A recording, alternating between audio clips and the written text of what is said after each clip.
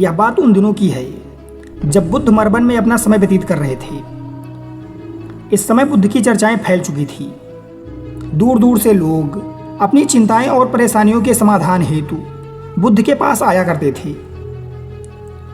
ऐसे ही बुद्ध मरबन में जब प्रवचन दे रहे थे, तभी एक अधेड़ उम्र का व्यक्ति अपने नौजवान पुत्र को अपने साथ लिए बुद्ध की तरफ चला आ रहा था। जब वह प्रवचन स्थल के पास पहुंच गया, तब बुद्ध ने एक नज़र उन पर डाली और इशारे से बैठने के लिए कहा। जब प्रवचन समाप्त हो गया और सभी लोग वहां से चले गए, तो बुद्ध ने उस व्यक्ति को अपने पास बुलाया और बैठने के लिए कहा। वहां चारों तरफ हरियाली छाई हुई थी। मौसम बहुत सुहाना था और तरह तरह के पक्षियों की आवाज़ें गूंज रही थी। ऐसा नज़ारा देखकर उस व्यक्ति को अंदर से असीम शांति महसूस हो रही थी। उसके बाद बुद्ध ने उसकी समस्या का कारण पूछा। तब व्यक्ति ने कहा, हे बुद्ध, मैं 2 दिन की लंबी यात्रा करके अपने पुत्र को आपसे मिलाने के लिए आया हूं। ये मेरा इकलौता पुत्र है और यह हर समय थका थका रहता है।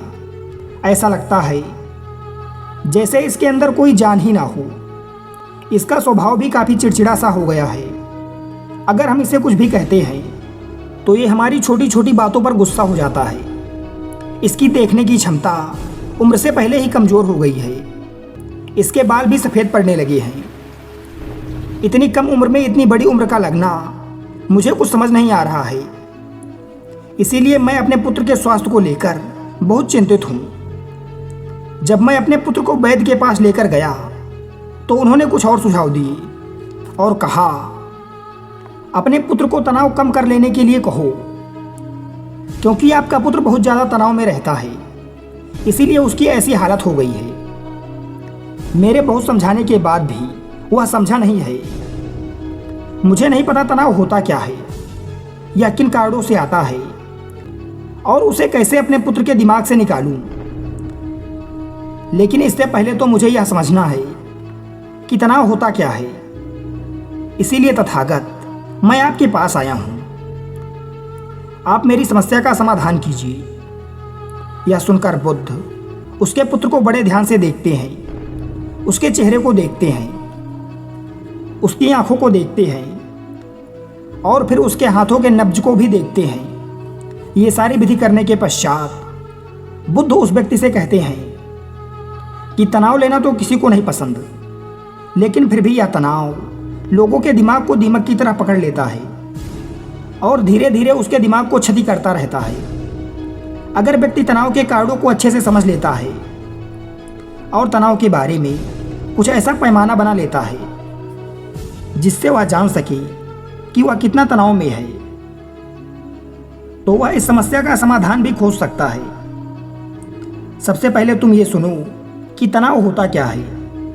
जब भी कोई व्यक्ति कोई काम कर रहा होता है लेकिन उसका मन कहीं दूर कल्पना में लगा रहता है, तो उसके शरीर और मन के बीच दूरी पैदा हो जाती है। ये दूरी जितनी अधिक होगी, व्यक्ति उतना ही ज़्यादा बेहोशी की अवस्था में रहेगा और शरीर व मन के बीच इसी दूरी व खिंचाव को तनाव कहा जाता है। आखिर कोई पसंदीदा खेल खेलने के बाद मन खुशी और प्रसन्नता से भर जाता है, जबकि उसने तो अपने शरीर को थकाया है। समझने वाली बात यह है कि खेलते समय मन और शरीर एक साथ पूरी तरह से उस खेल में केंद्रित होते हैं, जिससे शरीर और मन के बीच दूरी पैदा नहीं होती और कोई तनाव पैदा नहीं होता। अगर दिमाग में कोई तनाव था तो वो भी दूर हो जाता है। लेकिन इसके विपरीत जब हम कोई ऐसा काम करते हैं जो हमें पसंद नहीं है, तो हमारा शरीर तो उस काम को कर रहा होता है, लेकिन हमारा मन कहीं दूर कल्पनाओं में भटक रहा होता है, जिससे शरीर और मन के बीच एक दूरी पैदा हो जाती है और यही तनाव का जन्म होता है। इसीलिए व्यक्ति को एक साथ एक समय पर सिर्फ एक ही काम करना चाहिए और अपने तन और मन की सारी शक्ति उसी एक काम पर लगा देनी चाहिए, जिससे व्यक्ति के अंदर तनाव पैदा ही ना हो। इसके बाद बुद्ध ने कहा, तनाव पैदा होने के मुख्य 8 कारण होते हैं। और जिसने इन कारणों को समझ लिया वो जीवन भर तनाव से मुक्त रह सकता है। मुख्य कारणों में सबसे पहला कारण है अति महत्वाकांक्षी होना। महत्वाकांक्षी होना अच्छी बात है, लेकिन क्या आपने कभी इस बात पर ध्यान दिया है कि इंसान के लक्ष्य कभी पूरे ही नहीं होते। उसका एक लक्ष्य पूरा हुआ नहीं कि वह दूसरे की तरफ भागने लगता है, दूसरा पूरा हुआ तो तीसरे की तरफ, और इस तरह वह अपने लक्ष्यों को प्राप्त करने के लिए जिंदगी भर गोल गोल घूमता रहता है। इसीलिए जो व्यक्ति अति महत्वाकांक्षी होता है, जिसने बड़े बड़े लक्ष्य बनाए होते हैं, वह वर्तमान में कभी रह ही नहीं पाता। उसका मन भविष्य की योजनाएं बनाने में व्यस्त रहता है। उसका शरीर तो वर्तमान में रहता है, लेकिन मन भविष्य में ही रहता है, जिससे मन और शरीर के बीच दूरी पैदा हो जाती है और वह तनाव भरी जिंदगी जीने लगता है। बुद्ध के मुख से यह बात सुन उस लड़के ने कहा, हे बुद्ध, तो फिर इसका मतलब है कि हमें लक्ष्य नहीं बनाना चाहिए, क्योंकि लक्ष्य बनाना भी तो महत्वाकांक्षा ही है। इस पर बुद्ध ने कहा, जीवन में लक्ष्य बनाना कोई गलत बात नहीं है, लेकिन समस्या तब उत्पन्न होती है जब वो पूरा ध्यान उस लक्ष्य से मिलने वाले परिणाम पर ही लगा देते हैं और उस परिणाम की चिंता करते हैं। व्यक्ति को वर्तमान में जीना आना चाहिए।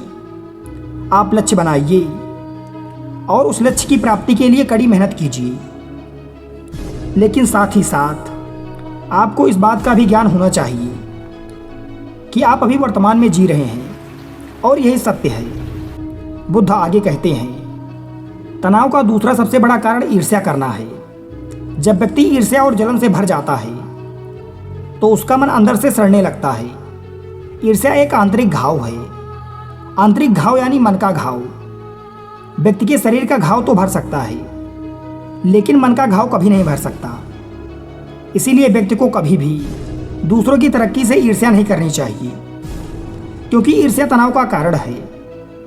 इसके बाद बुद्ध तनाव का तीसरा कारण बताते हुए कहते हैं कि अरुचिपूर्ण काम कभी मत करना।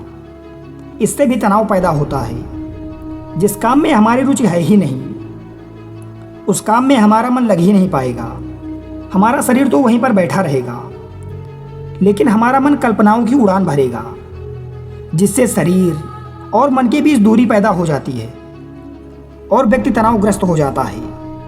इसीलिए इंसान को हमेशा अपनी रुचि के अनुसार ही कार्य करना चाहिए। अगर व्यक्ति ने यह पता कर लिया कि उसे कौन सा कार्य करना पसंद है और वो उसी काम को अपने जीवन का लक्ष्य बना लेता है, तो फिर वो काम उसके लिए काम नहीं बल्कि एक खेल बन जाता है। फिर बुद्ध ने कहा, तनाव का चौथा कारण होता है कि दूसरों से अपेक्षा रखना। बुद्ध ने उस व्यक्ति की ओर इशारा करते हुए कहा, एक पिता होने के नाते तुम्हारी अपने पुत्र से बहुत सारी अपेक्षाएं होंगी कि तुम्हारा पुत्र एक बहुत ही कामयाब इंसान बने, तुम्हारा नाम रोशन करे, जैसे तुम चाहते हो उस तरह का जीवन जिए, तुम्हारी हर बातें माने। लेकिन क्या आज तक किसी की सारी अपेक्षाएं पूरी हुई हैं? जब भी कोई व्यक्ति किसी दूसरे से कोई अपेक्षा रखने लगता है तो वो अनजाने में अपने लिए तनाव पैदा करने लगता है। जरा सोचो कि अगर तुम्हारा बेटा तुम्हारे अनुसार काम नहीं कर रहा है और वो नहीं बन पा रहा है जो तुम उसे बनाना चाहते हो, तो निश्चित रूप से तनाव तुम्हें पकड़ लेगा और तुम तनाव से भरा जीवन जीना शुरू कर दोगी। और इस तनाव के बस में आकर तुम ऐसा व्यवहार करोगे, ऐसी बातें करोगे कि तुम्हारा अपने पुत्र के साथ संबंध और भी खराब होता चला जाएगा। इसीलिए व्यक्ति को जितना हो सके उतनी कम अपेक्षाएं दूसरों से रखनी चाहिए, और अगर पूरी तरह से तनाव मुक्त रहना है तो दूसरों से अपेक्षाएं रखना ही बंद कर दो। इसके बाद बुद्ध ने कहा कि शारीरिक कष्ट भी इंसान के तनाव का एक कारण होता है। जब व्यक्ति किसी शारीरिक पीड़ा से गुजर रहा होता है तो उसका पूरा ध्यान अपने उस शारीरिक दर्द पर होता है और वो पूरे दिन बस उसी के बारे में सोचता रहता है, जिससे उसका मन दुख के विचारों से भर जाता है और ऐसी स्थिति में व्यक्ति तनावग्रस्त रहने लगता है। यह सुन उस व्यक्ति ने कहा कि हे बुद्ध, शारीरिक दुख तो किसी भी व्यक्ति को हो सकता है, तो फिर क्या हुआ? व्यक्ति जीवन भर तो तनाव में जिएगा। इसका जवाब देते हुए बुद्ध ने कहा कि इंसान को यह बात समझनी चाहिए कि हमारा जीवन दुखों का आधार है। जैसे जैसा हमारा जीवन आगे बढ़ता है, इसमें दुख आते हैं, बीमारियां आती हैं और फिर अंत में मृत्यु भी आती है। बीमारियां इंसान के जीवन का अभिन्न अंग हैं, कोई इनसे बच नहीं सकता और किसी किसी के जीवन में ये समय से पहले आ जाती हैं तो किसी के बाद में आती हैं। जब इंसान का मन इन बातों को अच्छे से समझ लेगा तो फिर वह अपनी बीमारी के बारे में सोच सोच कर ज़्यादा तनाव नहीं लेगा, क्योंकि यह हमारे जीवन का अभिन्न हिस्सा है और इसके लिए व्यक्ति को शारीरिक रूप से प्रयास करते रहना चाहिए। अपने जीवन में व्यायाम और स्वस्थ जीवन शैली को भी जगह देनी चाहिए ताकि उसका शरीर लंबे समय तक निरोगी रहकर सही से काम कर सके। तनाव का अगला कारण होता है अपनी योजनाओं को समझने के लिए समय ना देना। कुछ लोगों के दिमाग में कोई विचार आया ही नहीं कि वो बिना सोचे समझे उस पर काम करना शुरू कर देते हैं और जब उस काम में उन्हें सफलता नहीं मिलती है तो वह तनाव से भर जाते हैं, क्योंकि उन्होंने उस काम को शुरू करने से पहले उसके बारे में पूरी जानकारी इकट्ठा नहीं की थी। इंसान को कोई भी काम शुरू करने से पहले उसके अच्छे और बुरे परिणामों के बारे में ठीक से सोच विचार कर लेना चाहिए। इंसान को इस बारे में भी सोच लेना चाहिए कि अगर ये योजना सफल नहीं हुई तो फिर इसके बाद मैं क्या करूँगा।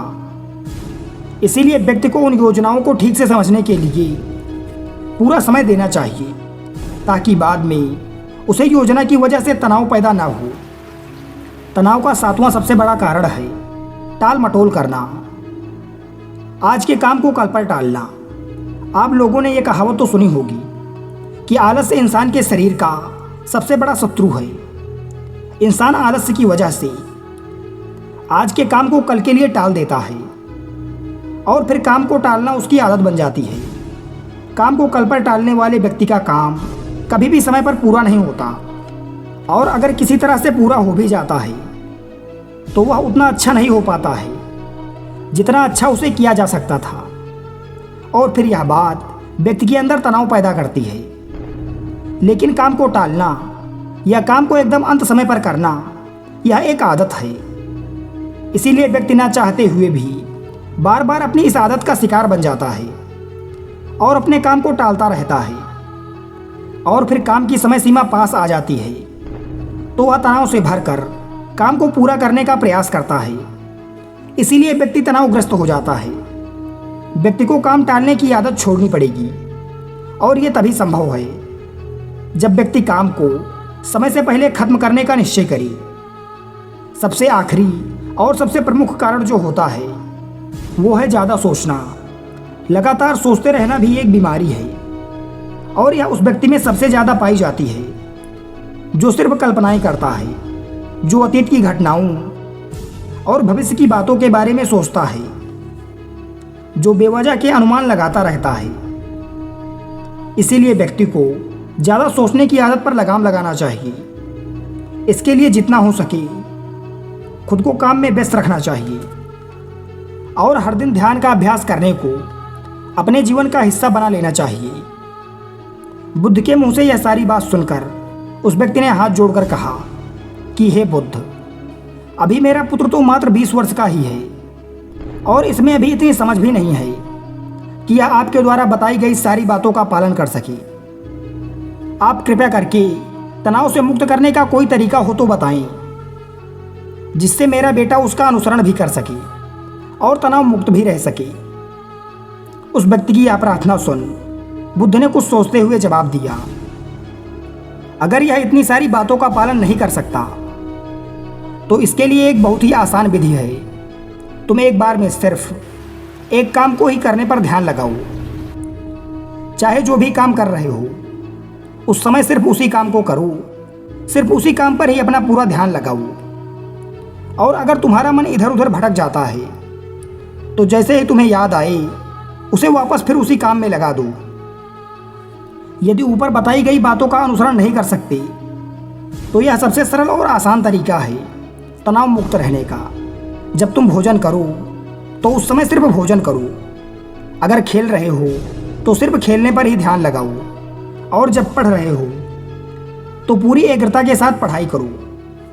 ध्यान से एक ही समय पर एक ही कार्य करने से हमारा कार्य सिद्ध होता है। दोस्तों, तनाव दबाव के प्रति हमारे शरीर की प्रतिक्रिया ही है और कुछ नहीं। अगर मानसिक स्वास्थ्य के लक्षण की बात करें तो आप किसी व्यक्ति में चिड़चिड़ापन, गुस्सा और आसानी से निराशा महसूस करना या एकदम से विचारों में बदलाव इस बात का संकेत हो सकता है कि उसका मानसिक स्वास्थ्य ठीक नहीं है।